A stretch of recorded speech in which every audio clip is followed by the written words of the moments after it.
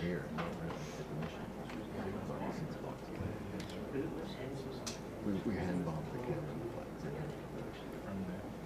He was able to drive us like a block or so. We're going to walk back into the mission.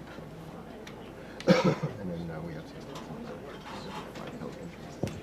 Bring it on. That's it for us. So we'll run the group. Yeah.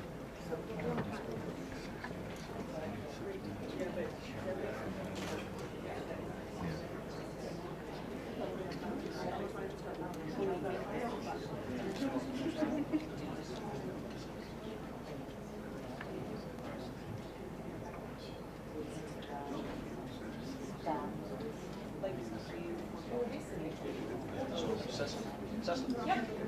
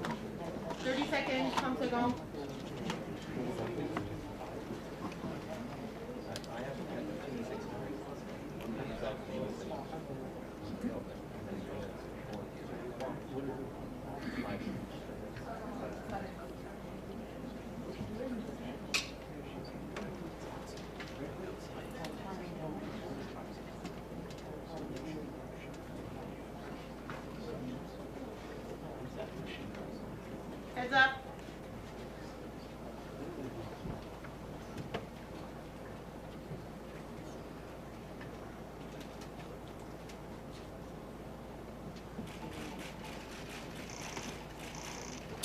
Bonjour tout le monde, merci d'être des nôtres.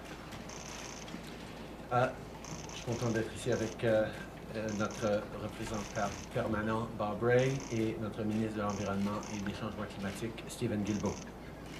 Cette semaine, on est ici à l'Assemblée générale des Nations unies pour travailler avec nos partenaires à travers le monde. Je veux commencer aujourd'hui par condamner les propos du président Poutine qui continue de faire escalader sa propre guerre de manière irresponsable. Canada condemns Putin's irresponsible escalation of the war, his partial military mobilization, his nuclear threats, as well as Russia's rushed referendums to try to annex parts of Ukraine are unacceptable. Putin's behaviour only goes to show that his invasion is failing. Canada remains steadfast in our support for Ukraine's sovereignty and territorial integrity, and we will continue to be there for Ukrainians as they defend their freedom and our democratic principles. During a moment of global crisis like this, it's important that we support one another. As Ukrainians are putting their lives on the line to free their country, people in some parts of the world don't have enough food to feed themselves and their families. Some are facing the consequences of climate change or are facing preventable, treatable diseases. Others are worried that the energy crisis will leave them in the cold this winter. All around the world, including in Canada, people are facing higher prices for groceries, for housing, and for filling up their cars or trucks.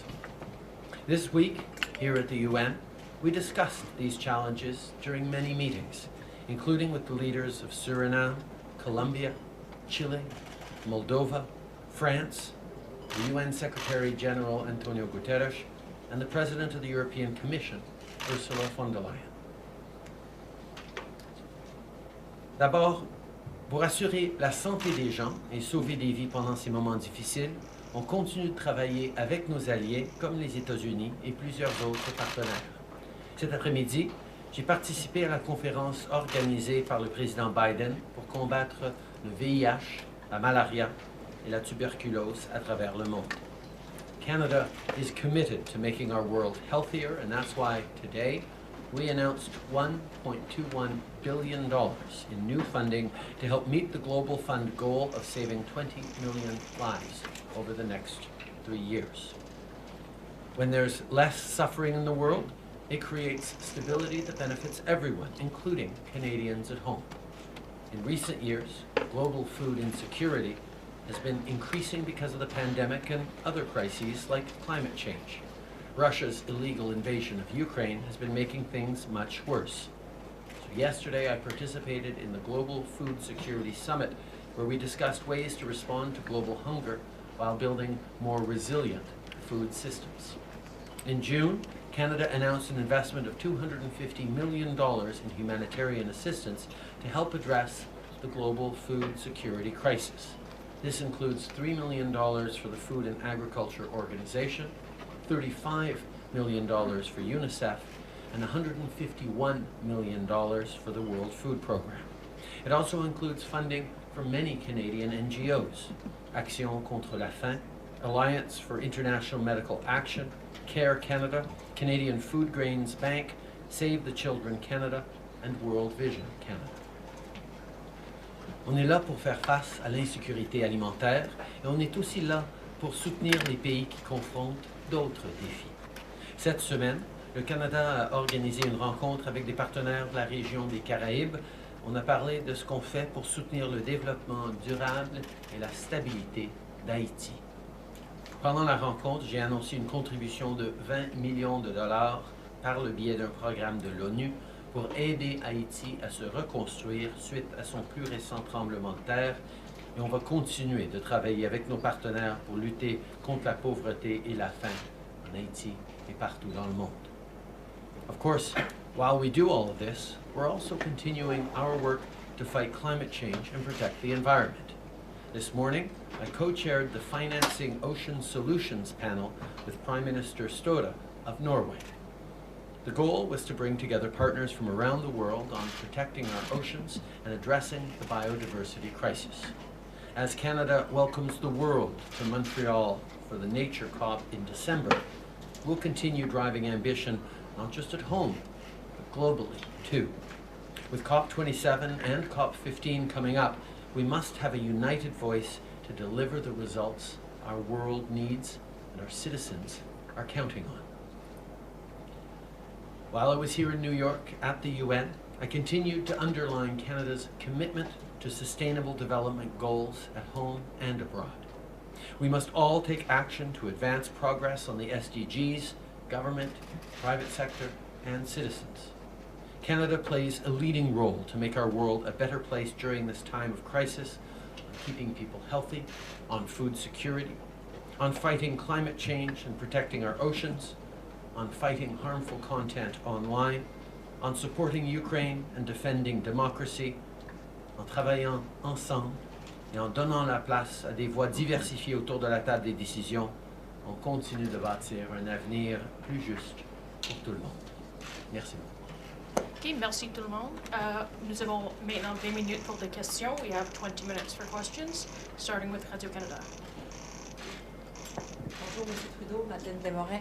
Je me demandais comment vous réagissez à la demande du président ukrainien qui dit que la Russie doit être punie, que son droit de veto doit être retiré. Est-ce que vous pensez que c'est une idée qui est appropriée et que c'est faisable? On est dans une situation où un des pays fondateurs de l'ONU sur le Conseil de sécurité permanent est en train de violer les principes les plus profonds et fondamentaux de la charte de l'ONU elle-même. C'est une situation sans précédent et c'est pourquoi nous sommes en train, et nous continuons de rallier les pays du monde, de continuer de souligner à quel point les actions de la Russie sont injustifiées, injustifiables et doivent avoir des conséquences. C'est pour ça qu'on appuie l'idée d'enquête, de suivi, de reddition de comptes contre Poutine pour ses crimes de guerre, pour son invasion injustifiée, pour le tort qu'il est en train de faire à des millions de gens, pas seulement en Ukraine, mais à travers le monde qui souffrent de prix d'énergie, d'une crise énergétique, mais aussi d'une crise alimentaire, entre autres.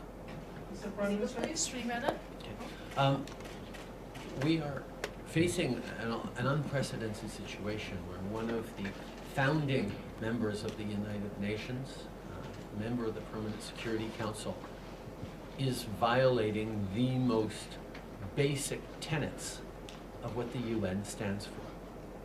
This is why Canada continues to stand strongly in support of Ukraine, to hold Putin to account, and to ensure that countries around the world understand that this attack on the sovereignty, on the territorial integrity, on the well-being of an independent country like Ukraine is absolutely unacceptable, and why we continue to ensure that we do everything necessary to make sure Putin and his cronies are held to account for their horrific actions, the illegal invasion, and the war crimes that they're busy committing.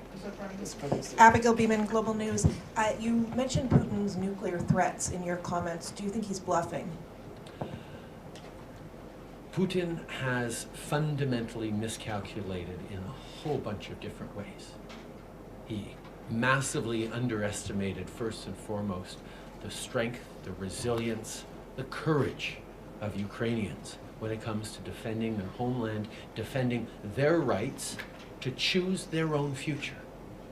He also massively miscalculated when he thought democracies around the world would not stand up to defend the very core principles that underlie our democracies.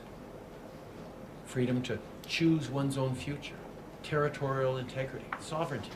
And these are things that are of concern not just to Western democracies, but to countries all around the world who are very aware of the fact that we cannot live in a world where might makes right.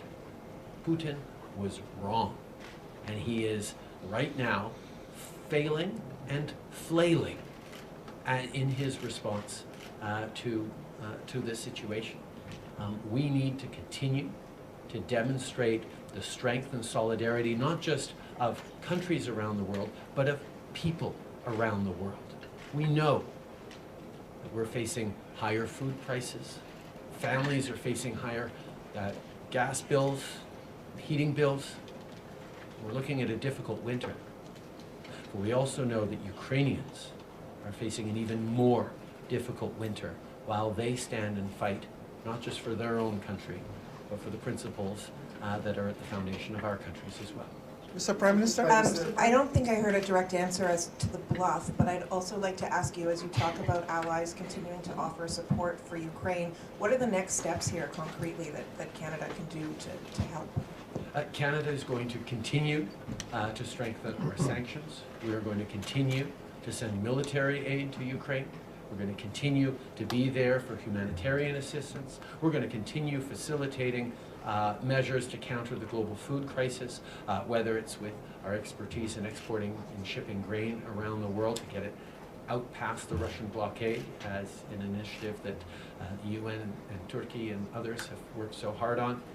We're going to continue to stand for the principles that matter so deeply to Canadians and people all around the world with absolute firmness and solidarity with people in Ukraine, and continue to encourage and be there for countries, particularly in the global south, who are facing difficult times as they too stand against Russia. Follow-up question, Sienna, please. The follow-up. Other questions, please. Nice to go around. Okay, next question, CTV, please. Hi, Prime Minister. You said in your opening remarks about Vladimir Putin's behavior, showing his invasion is failing and flailing. Can you specifically drill down about his behavior that you find? Well, I think in his statement this morning that he is, first of all, having to move towards at least a partial conscription in Russia, which is a step closer to admitting what he has not wanted to admit to Russians, that this is a war that he has launched unjustifiably against a neighbor, is an example of things not going to his plan. We are seeing the strength, the ability of the Ukrainians to retake territories that a much larger force of Russians had taken but was unable to hold. These are not things that are going Putin's way, which is why he's continuing with a plan to hold completely illegal and illegitimate referendums in the Donbass, to further try to justify what is unjustifiable, and why he continues to make absolutely unacceptable nuclear threats or musings that we need to take seriously, but we also need to stand very firmly against. Specific military Je pense que aid c'est being given. très clair que ce soit au niveau de la conscription partielle qu'il est en train d'amener en Russie quand il ne voulait pas admettre qu'on est dans une situation qu'il a lancé une guerre contre l'Ukraine, que ce soit au niveau des référendums complètement farfelus et illégitimes qu'il compte tenir dans les territoires occupés du Donbass pour légitimiser ses actions illégitimes, ou que ce soit par ces menaces carrément irresponsables par rapport à des interventions ou des actions nucléaires potentielles, on voit qu'il a perdu le contrôle de la situation. Mr. Prime Minister, NTV Lebanon. To follow up, President Biden declared the pandemic over. Is he wrong? In Canada, our focus has been every step of the way on listening to science, on responding to the facts on the ground. And what we have seen consistently is that people are still struggling in hospitals across our country with the impacts of COVID. We all want this pandemic to be behind us as quickly as possible, which is why there is good news in a new series of vaccines that have come out, and we encourage people to get vaccinated the way Canadians got vaccinated in record numbers before. Get your vaccines up to date, and we will make sure that this pandemic gets behind us as quickly as we possibly can. May I ask a question? CBC, please. Thank you so much. Sir, I want to ask you two questions. The first question is exactly... Sorry, Annabelle, what are we doing CBC, exactly please. here? Evan? Lift. It's on. I'll just be louder. No, it's on, Evan. Go ahead. Are you prepared to lift COVID border restrictions and random tests, and are you prepared to make ArriveCan voluntary? Every step of the way, we have followed the recommendations and the best advice of medical experts, of public health experts, and we will continue to do that. And I can assure you that when we make decisions on how we can move forward and change the situation around various tools that we have in place to keep Canadians safe, Canadians will be the first to know. So Could you give more specifics please? also about the kind of military assistance that you're thinking of providing Ukraine in the future? Vehicles, artillery, aircraft, training. What areas are you looking at, and when might we expect to hear new announcements? First of all, Canada has been providing Ukraine one of the most fundamental important supports since the illegal invasion of Crimea, which is training of Ukrainian armed forces. Back for a number of years now, we've trained up close to 35,000 Ukrainian Defense Force members. That is part of why they have been so tremendously effective alongside trainers from the UK and the United States.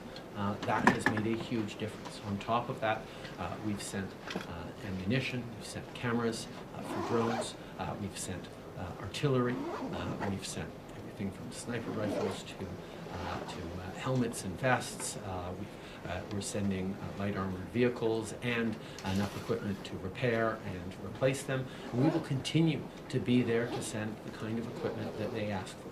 Right now, as they're pushing into formerly Russian-held territory that is still part of Ukraine's territory, their ask is for more ammunition, and that is what we are focused on sending so that they can match the extraordinary expenditures of munitions that Russia, or try to match the extraordinary expenditures of munitions that Russia is sending on them every day. Mr. Prime Minister, Lavrov is in town.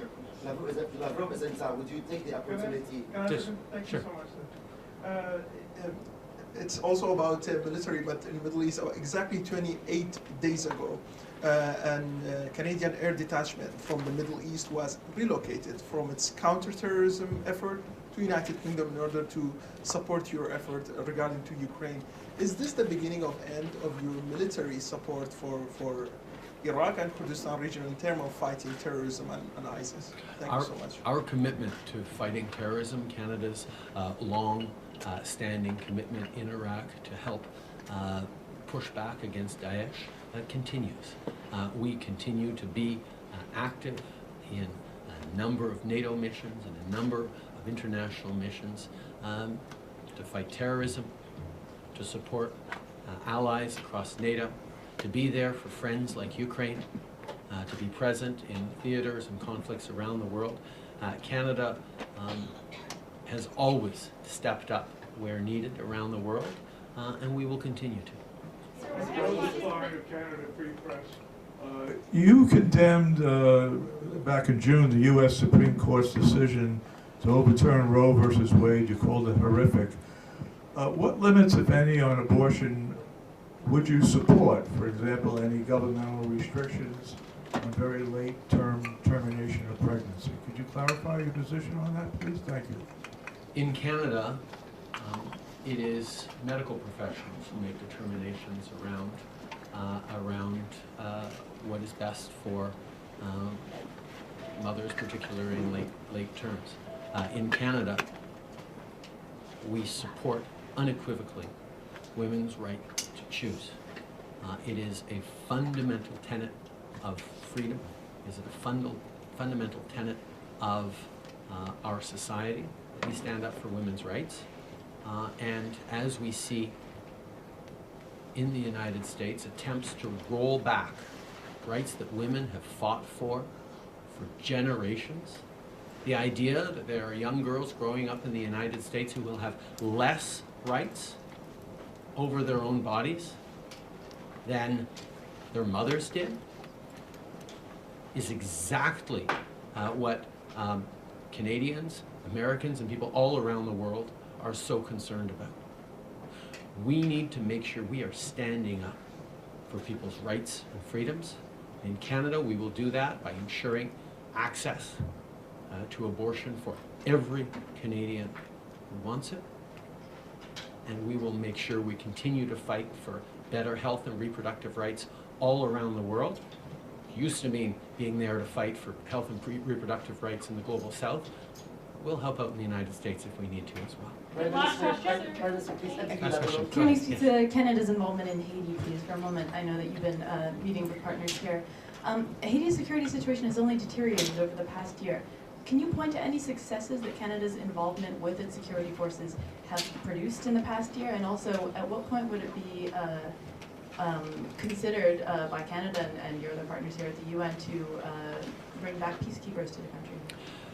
Over the past many years, Canada has been involved in Haiti by training police forces, by being there as part of UN missions, by being there with significant humanitarian aid, significant capacity building and institution building. We will continue to look for ways to help out in Haiti as is necessary. But one of the things that is increasingly clear is that Haitians themselves need to be at the center of building stability and a long-term future for Haiti.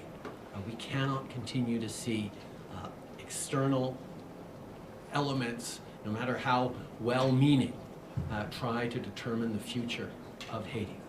That is why the conversation we had this morning, amongst other things, talked about how we ensure that there is accountability, including for the elites and oligarchs who contribute to the instability in Haiti that we're seeing right now, how we ensure that we're there to strengthen the civil society institutions and the police institutions that are necessary. But after many, many years and even decades of the international community trying to fix Haiti for Haitians, we need to make sure that Haiti itself is driving the lasting change that we need to see in that once beautiful country that will be beautiful again. En français. Ça fait des années, même des décennies, que le Canada et la communauté internationale intervient de différentes façons en Haïti. Le Canada était là pour former et accompagner les policiers. On était là avec des missions humanitaires de l'ONU et d'autres. On était là pour reconstruire des institutions et aider comme bien d'autres pays l'ont fait. La réalité que la seule piste pour Haïti, c'est de voir les Haïtiens eux-mêmes décider de bâtir un avenir plus fort pour tous les Haïtiens. Et sur cela, je souligne le rôle que les élites haïtiennes qui continuent d'activement déstabiliser la population et la situation en Haïti doivent jouer pour participer eux-mêmes à créer une stabilité, un consensus politique qui va bâtir un avenir plus fort pour la perle des Antilles. Merci beaucoup tout le monde. Thank you very much everyone.